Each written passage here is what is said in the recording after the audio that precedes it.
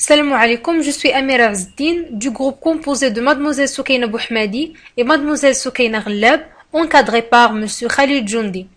Je vais vous présenter sous le cadre du projet de fin d'études implémentation d'une plateforme de formation Ubuntu, un tutoriel sur les scripts. D'abord, c'est quoi un shell script?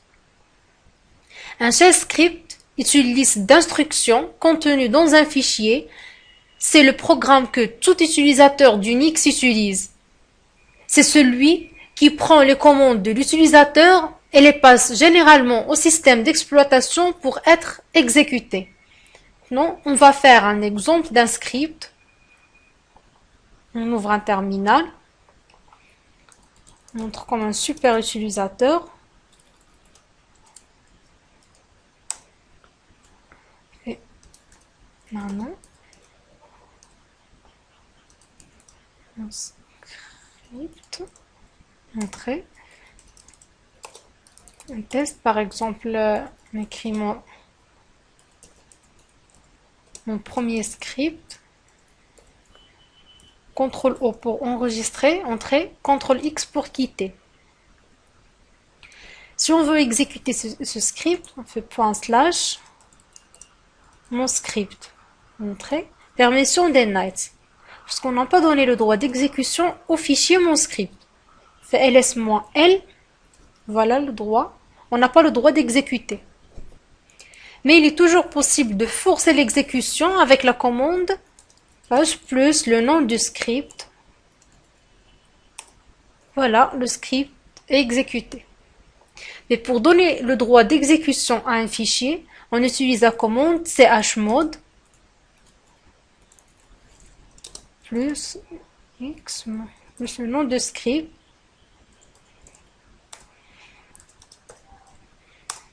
Là, le droit d'exécution a été ajouté.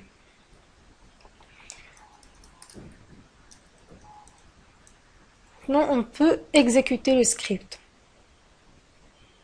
On passe maintenant au passage de paramètres à un script.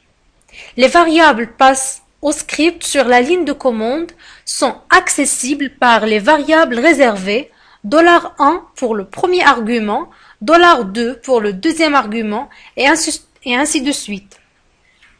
Il y a d'autres variables accessibles à l'intérieur d'un script.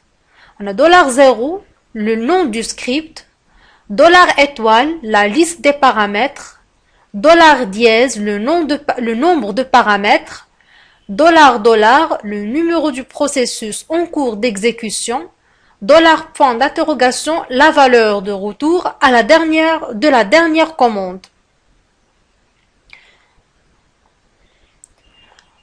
On va modifier le contenu du fichier mon script pour tester ces paramètres.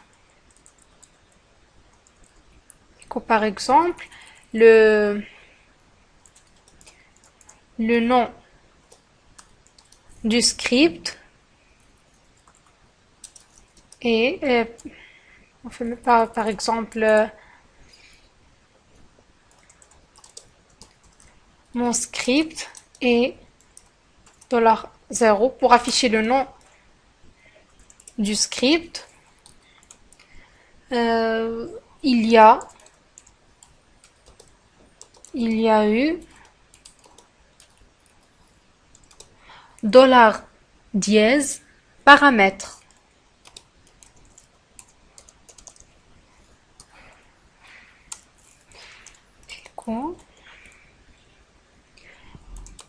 Le premier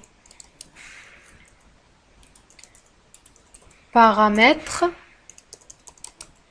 est $1. On a eu $dièse paramètre en entrée.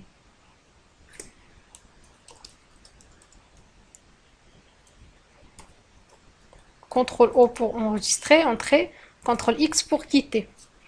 On va exécuter le script. On entre paramètre 1, le premier paramètre, le deuxième paramètre, le troisième paramètre, par exemple. Fait entrer, voilà. Mon script est le nom du script. Il y a eu 3 paramètres en entrée. le premier, le deuxième, le troisième. Le premier paramètre est par 1. Maintenant, on passe aux expressions logiques. Les expressions logiques sont évaluées à l'aide de la fonction test, qui peut s'écrire également entre deux accolades. Le résultat de l'évaluation est stocké dans la valeur $point d'interrogation. Si on fait par exemple $point d'interrogation, la valeur de retour est 0. Ça veut dire que la commande précédente, l'exécution du script, a été bien exécutée. Mais si la valeur de retour est différente de 0, ça veut dire que le résultat est faux. La commande précédente n'a été pas bien exécutée.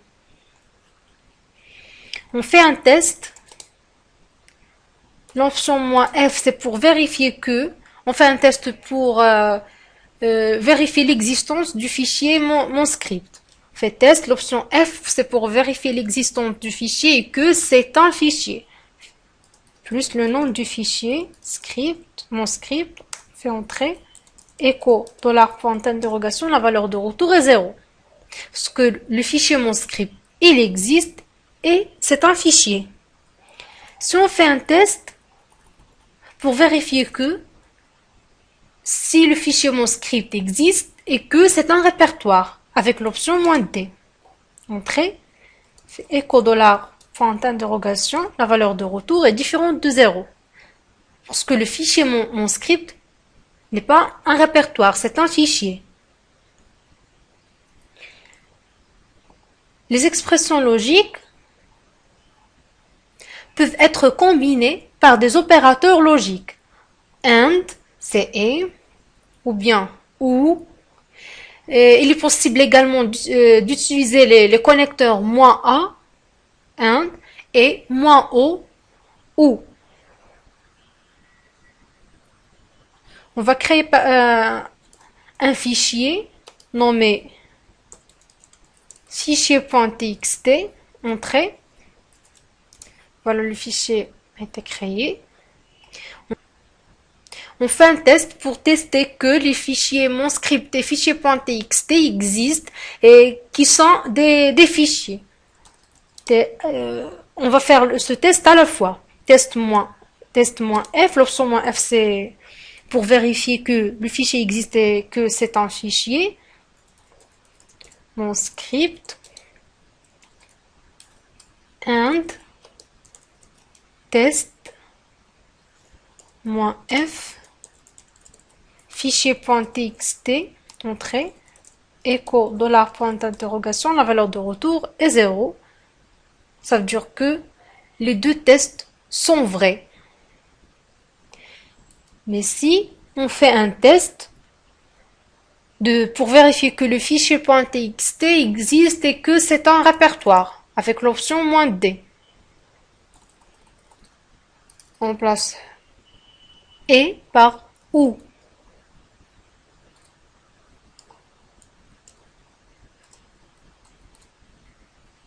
La valeur de retour est 0. Parce que elle teste si le premier condition est vrai ou bien la deuxième est vraie.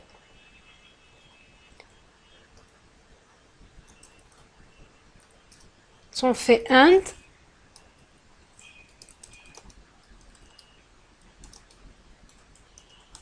la valeur de retour est différente de 0 parce que il teste les deux conditions, ils doivent être vrais.